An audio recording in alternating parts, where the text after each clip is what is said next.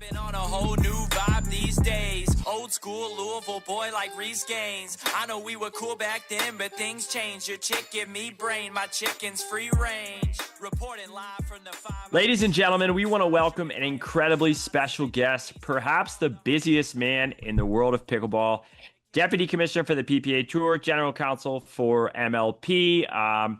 He's been in the professional sports industry for probably close to 20 years now, founded his own agency almost immediately out of college, represented some of the biggest names in the world of basketball. Also a pretty good pickleball player by his own right, having multiple medals across multiple platforms and tours at the 5-0 level. Also had some pretty good partners in the past as well. Chris Patrick, thank you for coming on, brother. How you doing? Hey, I'm doing really good. Really excited to be here. Thank you for having me on. Of course, man. We love the pickleball wall back there. Yeah, You've got some of the OG paddles. You say some of those are relics. Yeah, it's been a collection over the years. It's been great. Are those like all of your mains throughout time, or is it just pickle paddles that you've collected? I was a sponsored player back in my 5-0, days back when 5-0 players were making some money, getting $1,000 a month.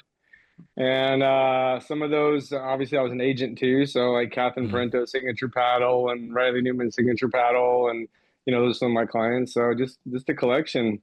I also represented a guy you probably never heard of called Gizmo. He had one of the coolest paddles. He was a pretty impressive player, and just collecting them here and there. That's awesome, man. There's a place in South Florida. There's a guy by the name of Turbo who built this court down in South Florida, and he has like probably 200 paddles starting from like 2010, and the shapes and the things you see, like some of the old needle paddles and engages, like they're amazing. Like what people used to play with back in the day. The engaged blade was my first paddle. Yeah, that was it. Yeah. That's it. They had he had like 6 blades lined up.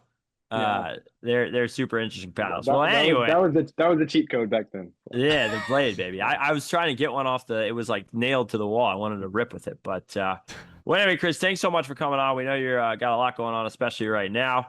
We're gonna ask you a few questions here. My first question is actually unrelated to pickleball. So I recently uncovered that you, or at least you're part of a collective that competes in dog shows, dog competitions, which I love. A lot of the people that I've worked with in the tennis world compete in various dog shows, and I'm always seeing these dogs that they train. I'm so fascinated by the whole thing. You recently had one of your Cane Corsos win a big competition down in Florida. Corsos are some of my favorite dogs in the world. How did you get involved in that? And how are you involved? And what's your favorite part of it?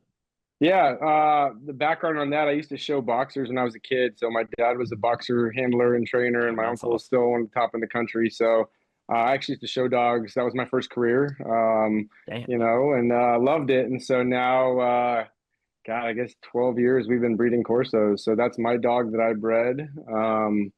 I started showing the Corsos, and then obviously with work got busy. So we have a lady who trains and shows our dog out of Florida. But he's number one in the country. So he was number one in the year last year. He's number one by all systems this year. He's winning everything, and we're doing pretty well and having fun. So yeah, that's sick. Is he just a genius, smarter than most humans? The dog shows are like a beauty pageant. So he's a smart dude. He's built, man. Guy, he's freaking ripped. Yeah, no, he's a good-looking dog, and he's got the correct head and the correct body and the correct movement. He is a smart dog, but they don't always have to be. So right, interesting. That's fascinating. Super cool. How did you go from dog shows to pickleball then? What was the route, the path? Oh no, it's a long. My journey has been a series of accidental stops. I finished high school when I was 16 and started college. Lasted 6 months and decided I was going to be a professional dog trainer. So I was off training dogs until I was 20, and then decided I was going to go back to college. So late start in college, later than most. But it was from that to high school teacher to basketball coach to AAU, and then I went to NBA, and then I went to pickleball, and then here we are today. So yeah. NASCAR. We're doing NASCAR now. No, man. Dude. Maybe living in Charlotte, that might be the path, right? Dude, or F1, man. Have you seen the F1 movie? No. I've heard a lot of good things. It's fascinating. I mean, I'm not that into it, but I don't know. Brad Pitt's the man. It was a fun movie. I want to talk about our sponsor. We love Midwest Sports, MidwestRacketSports.com. They've been a staple in the tennis industry for the last 30 years. They're a family-owned business from the Midwest, hence the name. And they are finally making a big splash into the pickleball world. They have everything you need: shoes, bags, hats, socks, shoes, socks, hats, bags. They have it all. And if you spend over $50, you get free shipping. So I want to talk about my favorite part of the Midwest Racquet Sports website, and that's that you can demo up to 3 paddles for $15, right? That's such a steal. So many new paddles constantly coming out. You're all looking for different things. For $15, you can try 3 paddles, put that money towards the one you ultimately end up wanting to buy. I think that's a steal of a steal, KD. So go to MidwestRacketSports.com, use code CP15, CP15 for 15% off. We love MidwestRacketSports.com, KD. That paddle demo is such a clutch program because there's just so many new paddles coming out all the time now, and it's to a point where a lot of them are pretty close to being at the top of the market. So you do genuinely want to know, I just got this in the mail. Is the 11.624 the next hot thing? Pickleball Apes came out with another one. Yola, how is it compared to the Yola? How is it compared to the Paddle Tags? All the other ones. So, it's just it's good to be able to keep tabs on what's out there. 100%. MidwestRacketSports.com. I will say I'm so happy that I have a paddle that I'm playing with though, because you're locked in. There were months where I was dropping $900 unnecessarily on paddles, and I probably could have gotten these paddles for free. If you're ranked top 5 in the APP and you really want a paddle, I feel like you can probably get it. Grayson used to just have 700 paddles that he would just hit up everyone and be like, hey, can I get a few? And they were like, sure, I guess, and he would just do these giveaways. But I was spending my own money on those. So happy that I'm with a company I like and a paddle I really, really like. It just brings the accessibility to match people's curiosity, right? That's 100%. That's huge. Kev, you want to go ahead and move on? Sure. One of the bigger headlines that I've seen in pickleball recently is this new compensation structure for the PPA in 2026. Sure. So I guess what was the motive for leaning more towards the meritocracy model payout structure, similar to golf and tennis, and how did that all come about? So obviously we're at 33 million right now in player comp annually. Result of the tour wars, I think it's unique to any other pro sport, right? We're paying something like 70% of revenue back to our athletes. Yeah. And so, you look at baseball, basketball, football, hockey, they're 50% ish, right? You look at tennis, I think, what are they, 12 to 15% or something? Maybe. Yeah, maybe if that. And so we kind of always thought that, these contracts go to the end of 2026. And we kind of always thought that at the end of 2026, we'd do something different. We'd take that 33 million down to 10, 12, 15 million or something like that. The good news is that we don't have to get down anymore, right? And so this kind of came about with conversations with TV networks on a new deal and kind of what looks good for the fans. What can we sell to a network? Having these matches mean something, right? Part of the problem we were having was players making significant money, losing first round, second round, and still happy-go-lucky, right? It just doesn't look good on TV. It's good for the players, right? They get paid win, lose, or draw, and they have a good attitude about it. But in terms of selling a product, when you have a championship Sunday match between 2 women's doubles teams or men's doubles teams, and the difference between the winning team and the losing team is $100,000, it's real money, right? Mm-hmm. Right. With this new model, the winner of MLP would get $1 million for the team, $250,000 per player. That's real money. That tells the story. And so, the way we looked at it was we could just wait till the contract expire in 2026, roll that out for 2027, and then just deal with it when we deal with it. Reality is we found a way to implement it sooner, right? We think we can implement it sooner. And so part of this structure is players turning in their current contracts for an extension that gives them 3 years of longevity with us. But in exchange, they get the eligibility to go after this gold card prize pool that we're talking about now. And ultimately, it's roughly the same amount of money in the funnel, right? But the funnel is just turned and now it's incentive based. So it's same money out of our pockets, but better TV product, easier story to tell, I think. So with the TV story, just as a follow-up, like, I mean, like as a fan myself, like I'm trying to follow along on the contracts, and like there are different payouts based on the tier of like contract that you have with the PPA, right? So is that... So the short term, we kind of have to do that, right? Because we've got Right. that 33 million that's already there. So Right. what we can't do is go from 70% of revenue to 85% of revenue and offer that to everybody. Right. So the first model is the players that already have the existing contracts, we flip them over and give them this now, right? As those contracts roll off and new players come in, eventually the goal is to get everybody on the same scale. Right. How long is that bridge? Is it basically the new extension? Once those are done, that's like the bridge is done and it's full like same payouts, or is it like the 1 year bridge, or like what is that? We're working through that right now. So it depends on how many players take this new model. So the window we've got for the Tour Wars players to take the deal is till August 15th. So after August 15th, we'll see. It's coming up pretty soon. Yeah. And we've had a good number of players take the deal already and sign extensions. I think we need to get to roughly 90% of the players to do it by August 15th in order for this to make sense for 2026. Otherwise, we have to revisit and figure out, let those contracts fall off and then sign new players for 27, 28, and 29 and have that gold prize money model available to everybody. Gotcha. So yeah, I mean, roughly in the next 1 to 3 years is what it would be to like fully standardize and kind of come out of the Tour Wars impact. Yeah, I think that's the model. Yeah. I think that's such a key step to the longevity of the sport and tour. Sure. Right. I mean, I think at some point, to your point, like you have to kind of reward people that have been with you for the last 2, 3, 4 years that signed initially and immediately. So I think that, I mean, aside from the bridge, like the gold tour money is a good way to sort of say, hey, like we know you guys have been here since the start, kind of thing, right? So well, and just like in life, right place, right time. They struck when the iron was hot. They're at the right place, right time. Sure. You see it in the NBA, right when there's a new media rights deal. The players that hit heaviest are that first round of contracts, right? That year right after. That's when the salary cap rises. Everybody extends their salary cap, and the players the second, third, fourth year after, like they get a larger amount than they would have, but they don't get as many as that first round, right?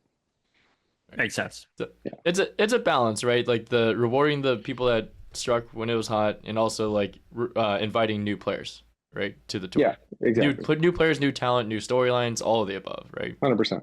Right. Well, and that's part of the way that this new model works, right? So, player A is making $300,000 a year right now, right? Mm-hmm. And they're probably not worth $300,000. Player B is making $100,000 a year. With the new prize money structure, player A would make less than $300,000 now. Player B with the prize money could make $400,000, $500,000, $600,000, $700,000, and it incentivizes those up and coming players to keep winning and making more. While player A still gets the benefit of what they negotiated, right place, right time. They get that security, but they're not going to make any more than that, right? That's the reality. So just real quick, and maybe I missed this, but how does the player A still get the security? Sure, yeah. Let's walk through that. So player A is making $300,000 a year, right? Mm-hmm. What we're saying is you have two options. You made your $300,000 last year. You made your $300,000 this year. Next year, you can make your $300,000 and your contract expires, and we wish you the best of luck. Whatever you want to do. Or if you want to extend your contract out with us for 27 and 28, you take your $300,000 and we turn it into a minimum guarantee. So 26, you get $100,000, 27, you get $100,000, 28, you get $100,000. You still get that $300,000 you had bargained for, but now you can make prize money on top of that. In addition, your sponsorships roll in for 2 more years. You're allowed to use your name and likeness on our tour to be able to build your brand, whether you're teaching camps and clinics, building a pickleball facility, creating a junior program. And now you're still a star for the next 3 years, right? So you still get the same $300,000, not make any less over the 3 years, but do you want it all in 1 year and be done? Or do you want to stretch it out and do other things in pickleball? And who knows, right? There could be that big media rights deal. Now you extend 4, 5, 6 years after that, right? Mm-hmm. Makes sense. Yeah. No, all right, I want to piggyback on that just a little bit. And look, I know that you're an avid pickleball fan, and obviously, like, we're hoping to one day get to the point where the PPA Tour is synonymous with the NBA, with the MLB, obviously, I think that's probably years down the road, but I know that is what the goal is, right? We're aiming for the moon here. However, like you've dealt with some true real deal Holyfield superstars, like, global names that generate millions and millions and millions and millions of revenue. Um, Outside of maybe ALW, and she's probably not quite there yet either, no one quite has that star power that some of the names you've worked with do. Are there ever moments where you just want to stuff some pickleball players in the lockers and be like, guys, like you're not a big deal quite yet? Like, Yeah, look, it's funny because I think everybody's a big deal in their own minds, right? sure. And the minute you get 15 minutes of fame, you turn into that superstar in your own head. And I saw it, way before the PPA Tour got large, right? Just local pros thought they were hot stuff. 5-0s going from 5-0 to 5-5, right? So no, I mean it's nothing that frustrates me. I think we've seen it, in any sport. There's players making $100 million in basketball that are down to earth, the most real people you could ever see. Sure. And there's players making $2 million a year in basketball that think they're LeBron James, right? Right. That's pickleball too. I'm Sure. sure that's MLS soccer. I'm sure that's minor league hockey. I'm sure it's all of it. It's part of it, but It's all relative, I guess. It's the same thing on maybe in a micro, like it's on a smaller scale. But no, I mean, I'm kind of joking. Yeah. But people are people. If you give a mouse a cookie, he's gonna ask for a glass of milk. Yeah. I mean, that's how it goes. Hey, to be fair, I feel like as a competitor, you do need that like inner confidence and belief, but sometimes that inner confidence goes outward, to varying degrees by person. 100%. The difference too, though, about pickleball and basketball is you're with the same group of people every day. You're with the same 100 people week after week after week, right? So there's the drama, there's the dating, there's the, their signature paddle copied my signature paddle. I was supposed to get that shoe deal, but my agent gave you that shoe. Like there's all of that, right? That cattiness. More drama here, I'd say, for that reason, but entitlement, relative. Yeah. Okay. Fair enough. Yeah, my goal is to stay out of all of that stuff. Like I just hanging out with some of like the younger players who like live in Boynton and Delray. They're like, "Did you hear about?" I'm like, "Don't even tell me about any of this. I don't want to know." I'm like, "I'm old. I don't care to know who kissed who at Square Grouper. Like, just don't even tell me." No, it's pretty funny. Most of the fines and violations we get on the tour are from players snitching on each other. So yes, very seldomly are we out there looking to see who's playing an event. It's typically, hey, so-and-so played this week and so-and-so played that this week. So word to the viewers, if you're going to do something, don't let other players find out about it. They're all exactly. I guess like how often or frequent are the fines, or is it just like what's like published to social media, or is there like a lot more going on behind the scenes? There's a good bit of fines. I don't know I can't speak to what's on social media. I don't know about that. Right.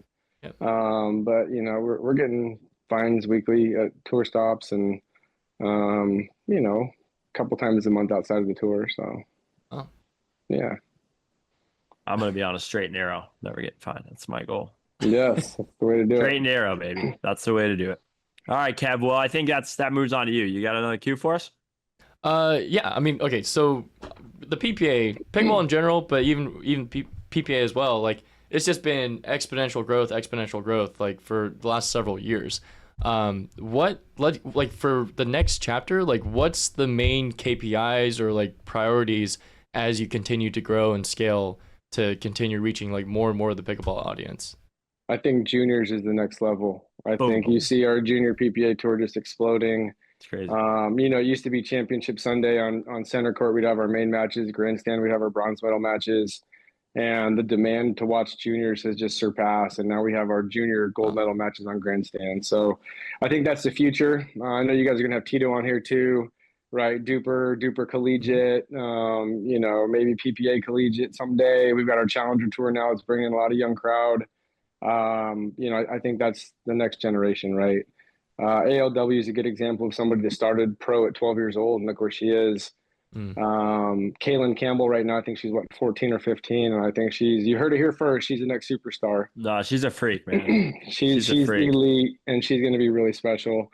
And so really just starting, at the bottom and working up. I think grassroots with juniors and college programs, high school programs, and just kind of building it out. Yeah, I mean, I think at one point, like collegiate pickleball is going to be, it's already there at certain places, but I think it's going to be absolutely massive.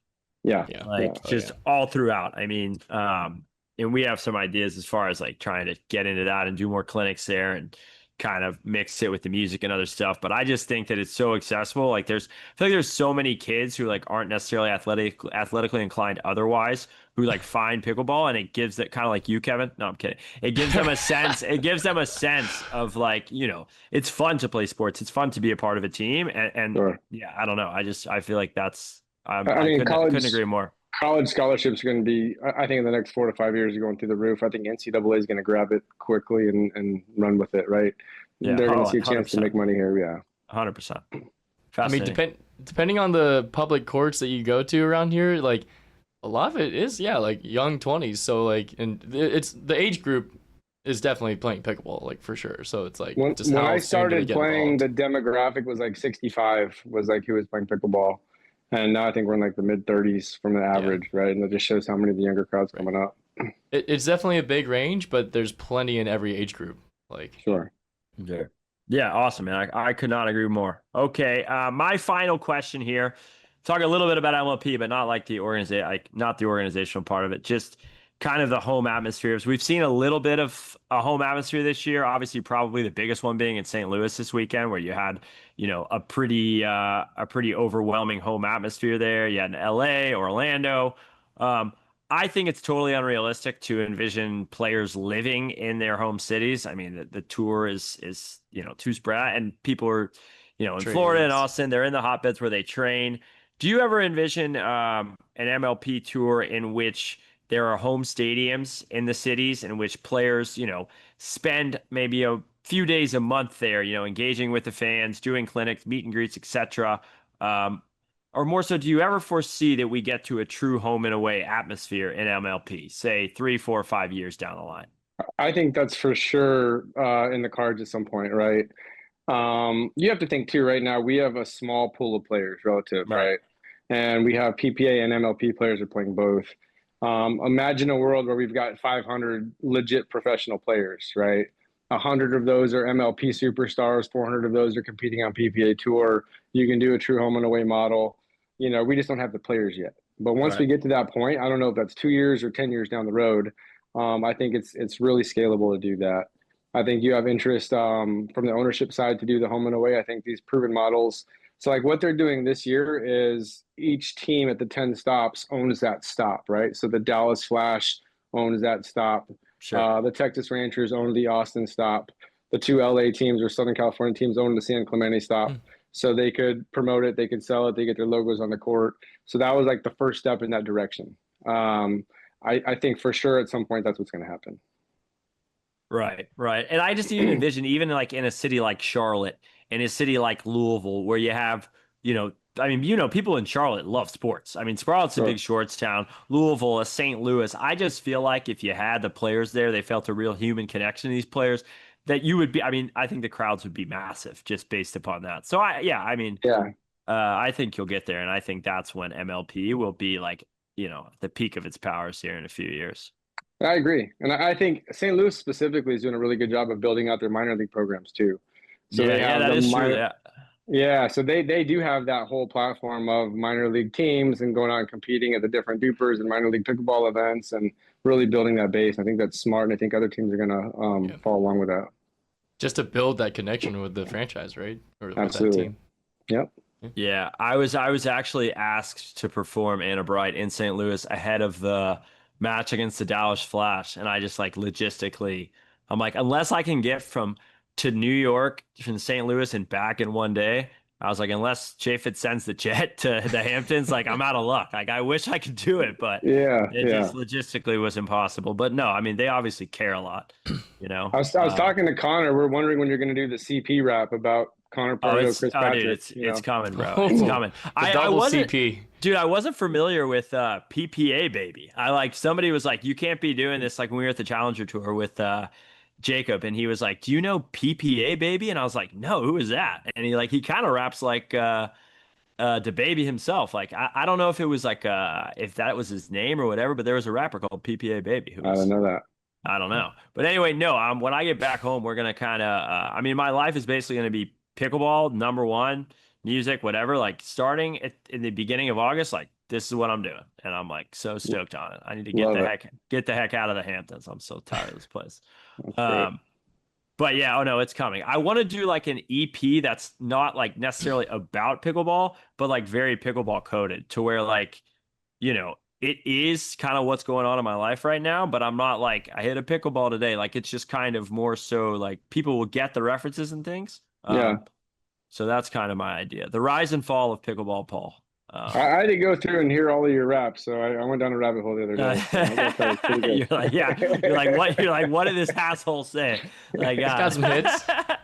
No, I was impressed. I was impressed. You got some skill. That was good. Thank you, brother. I appreciate it, man. It's all in good fun. Do you know? Doug Hirsch. You know him? He used to own the Easy Drive.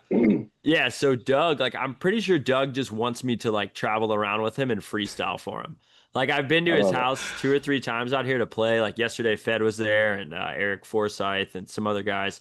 And every time I go over to his house, he's like, now, man, he's like, you don't have to if you don't want to. He's like, but could you freestyle for us before you leave? He's like, I got the beat ready. I'm like, all right, dude. Like, sure. That's awesome. Like, whatever. So it's a lot of fun. Just like I almost became an agent in the entertainment space. I had a friend that was on X Factor that ended up being like the runner-up on X Factor and got a record deal with Sony and thought he was going to be really big and ended up not working out. But dude, the music industry stinks right now anyway. So I think you made the right move. It's like you get like 10 cents for a billion streams. So I think you made the right move. Yeah. Maybe after you sell PPA for $15 billion, we'll go into the music space. Yeah. Something else, brother.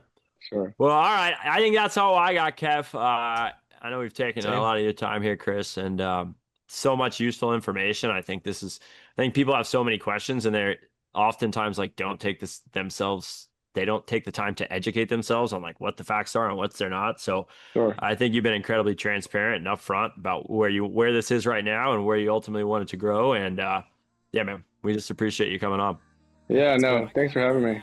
Of course. Are you going to be in Bristol or in Vegas? Yeah, I'm playing in Bristol. Let's go. I won't be in Vegas, but Bristol and Salt Lake City. All right, brother. Well, I look forward to seeing you in Bristol, man. We'll chop it up a little bit. The CP rap's coming soon. I love it. Thanks a bunch, Chris. You have a great night, brother. Thanks, Chris. So that's not a little bored. That sucks. Life's tough. Last thing I need is more stuff. It's true. I need a little more time with you and more rose with my lunch. One piece of my